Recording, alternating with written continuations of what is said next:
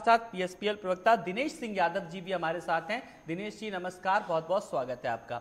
बैठे हुए लोग और विपक्ष में सत्ता पक्ष में बैठे हुए लोग भी हैं, उनमें भी किसानों के परिवारों से निकले हुए लोग हैं। जो उनकी जो सत्ता पक्ष में बैठे हुए लोग हैं, उनकी दलीय मजबूरी है, वो भी चाहते हैं कि जो किसानों के खिलाफ जो कानून आया है वो कानून वापस हो। लेकिन जहां तक विपक्ष की बात है, जो भी किसान परिवार के लोग हैं, और सभी ऐसा नहीं है, सारा विपक्ष ये चाहता है कि ये देश के काले जो कानून है ये वापस हो। इसलिए जरूरी है। देखिए, मंडियों की स्थिति के बारे में एक उदाहरण मैं देना चाहता हूं। बिहार में मंडियां समाप्त कर दी गई, वहां के किसानों की आय जो है मासिक 2000 रुपए है। उत्तर प्रदेश में पिछली सरकार के अलावा इस सरकार में कोई नई मंडी की स्थापना नहीं हुई, और यहां पर 4000 से 5000 रुपए प्रति माह किसान की आय है, एक किसान की। यही हरियाणा और पंजाब में 18 से 25,000 रुपए प्रति माह किसान की आय है।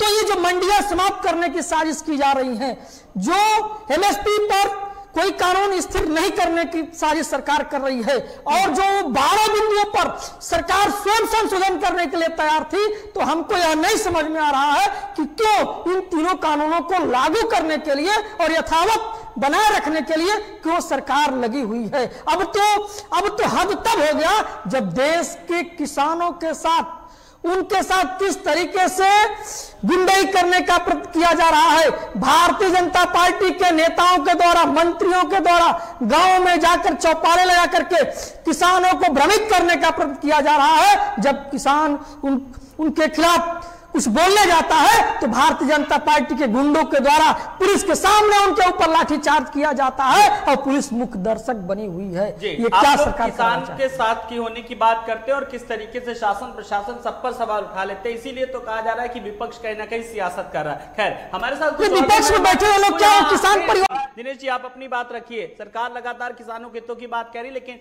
नए बजट में सरकार किसानों के लिए क्या कुछ प्रावधान लाई, जरा आप अपनी बात रखिए जरा। अभी हमारे भारतीय जनता पार्टी के सम्मानित साथी कह रहे थे, उनको जानकारी के लिए बता दूं कि जो यूनियन बजट आया है देश का, उसको एक बार पुनः पढ़ लें। किसानों के बजट में कमी की गई है, स्वास्थ्य के बजट में कमी की गई है, शिक्षा के बजट में कमी की गई है। यही नहीं, उत्तर प्रदेश के अंदर 4 वर्षों में गन्ना समर्थन मूल्य नहीं बढ़ाया गया। आप ये बता दीजिए कि आज जो गन्ना किसान जो अपने पर्चियों पर जा रहा है गन्ना की तौलाई कराने के लिए, उसके पर्ची में सरकार का समर्थन मूल्य लिखित नहीं है, वहां 0 लिखा हुआ समर्थन मूल्य। भाई कमलेश जी बताएंगे इस बात को। मंडियां उत्तर प्रदेश में पिछली सरकार से ही 4 वर्षों, 3.5-4 वर्षों की सरकार उत्तर प्रदेश बनी। कहां नई मंडियों की स्थापना कराने का काम उत्तर प्रदेश की सरकार ने किया, ये जरा हमको बता दीजिए। और लगातार देश के किसानों को झूठ बोलने का प्रयत्न किया जा रहा है, गुमराह करने का। एक छोटी सी घटना होती है, पीठ पर टूट भारतीय जनता पार्टी के लोग करते हैं। 250 से अधिक किसानों की मौतें हो गई इस आंदोलन के दौरान। एक भी किसी के हृदय में थोड़ा सा भी उनके लिए दया के बोल नहीं निकले कि उनको श्रद्धांजलि दे दिया जाए, उनके लिए भी कुछ बातें कह दी जाए, लेकिन नहीं कही गई। क्या इस देश के किसानों का कोई योगदान इस देश की आजादी में नहीं है? देश को आजाद कराने में शाहजहां सरस्वती के नेतृत्व में 1936 से आंदोलन चला था, 32 से आंदोलन चला था, बाद में चंपारण का जो आंदोलन हुआ गांधी जी के नेतृत्व में। और यही नहीं, दिल्ली पर देश के 32 वर्ष पिछले याद करें तो टिकैत साहब 32 वर्ष पूर्व कांग्रेस की सरकार केंद्र में थी और किसानों के 3 मांगों को लेकर के दिल्ली में धरना देने का काम किया था, और उस समय की तत्कालीन सरकार ने किसानों की मांगों को मानने का काम किया था। लेकिन इस समय की सरकार देश के किसानों के मांगों को मानने तो दूर की बात है, उनके आंदोलन को झुठलाने और उसको देश विरोधी बताने का प्रयत्न ये सरकार कर रही है। ठीक नहीं है। वंशराज जी, मैं चाहूंगा आपसे, क्योंकि मैं विरोध विपक्ष की बात नहीं करूंगा। अन्नदाता आज जिस तरीके से 90 दिनों से ज्यादा दिन का आंदोलन हो गया, 250 से अधिक लोग इस आंदोलन में शहीद हो गए, तो निश्चित रूप से सबको इकट्ठा होना पड़ेगा, इसको लड़ना पड़ेगा। सदानंद स्वामी जी ने भी कहा था कि वर्गवाद को भी बढ़ावा देने की जरूरत पड़ती है आंदोलन को आगे बढ़ाने की। मैं कहना चाहता हूं जिस तरीके से भाई कमर भाई साहब कह रहे थे, मैं एक बात हमारे नेता सदस्य शिवपाल सिंह यादव जी बार बार कहते हैं, इस सरकार, केंद्र की सरकार ने झूठ बोलने का काम किया, रोजगार देने का नाम हो, किसान का नाम हो, अल्पसंख्यक का नाम हो, यह भी कह रहा था कि अल्पसंख्यकों को 5 लाख छात्रवृत्ति दिया। 85 लाख छात्रों ने आवेदन किया था, क्यों आपने 5 ही लाख को दिया? आप मदरसे को समाप्त करने की साजिश रच रहे हैं, आप उनको गुणवत्ता तक देने से सिर्फ आपसी भेदभाव बढ़ाने का काम कर रहे हैं। मैं कहना चाहता हूं, अगर देश की सरकार किसानों की समस्याओं का समाधान चाहती है और बड़े बड़े नेता ये कहते हैं कि किसान एक टेलीफोन कॉल पर उपलब्ध हो जाएगा, तो जब टिकैत साहब कह रहा है कि उनको एक नंबर उपलब्ध करा दीजिए, तो सरकार क्यों नहीं उपलब्ध कराना चाहती है? सरकार तो देश के किसानों को खालिस्तानी, पाकिस्तानी, देश विरोधी बताने में लगी हुई है। इनके सांसद, इनके विधायक, इनके मंत्री वंशराज जी सवाल का जवाब देंगे। वंशराज जी बात, इसीलिए तो सवाल लगातार विपक्ष के ऊपर भी उठ रहे हैं।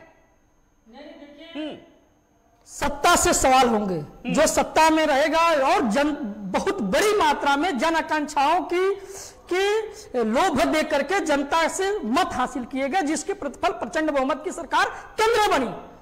और हमारे नेता श्री शिवपाल सिंह यादव जी के साफ साफ मानना है कि देश के अंदर जो सरकार बनी है, जनता के आकांक्षाओं को लेकर के जनता को भरोसा दिलाकर के जो सरकार बनी, किसानों की आय दोगुनी करने की बात कही गई, नौजवानों को 2 करोड़ रोजगार देने का कहा गया, देश के अल्पसंख्यकों को सम्मान और सुरक्षा की गारंटी की बात कही गई। लेकिन आज हो क्या रहा है? देश के किसानों के साथ लगातार छलावा करने का काम किया जा रहा है। जो यूरिया की खाद थी पहले 50 किलो होता था, 45 किलो रह रहा है, लगातार कम किया जा रहा है। डीजल का दाम क्या हो गया, पेट्रोल का दाम क्या हो गया, हाय तौबा किस तरह मचाते थे।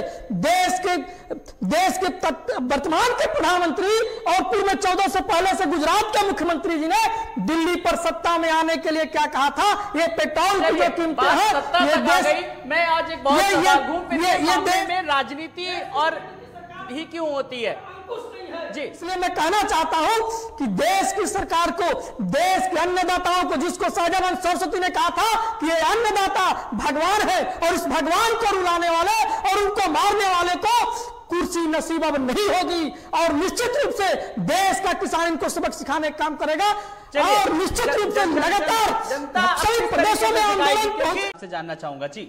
देखिए, आज 90 दिन हो गए, 90 दिन के बाद भी जिस तरह से आंदोलन बढ़ रहा है, अब ये आंदोलन पूरा देशव्यापी होते जा रहा है धीरे धीरे। और जो लोग यह मान के चल रहे हैं कि आंदोलन कुंद पड़ते जा रहा है, उनको एक गलतफहमी है। आने वाले दिनों में पूरा देश का किसान एक साथ उठ खड़ा होगा और इस सरकार को इन तीनों काले कानूनों को वापस लेने के लिए मजबूर होना पड़ेगा। और पूरे किसान आंदोलन को प्रगतिशील समाजवादी पार्टी और हमारे नेता शिवपाल सिंह यादव जी का समर्थन है और रहेगा।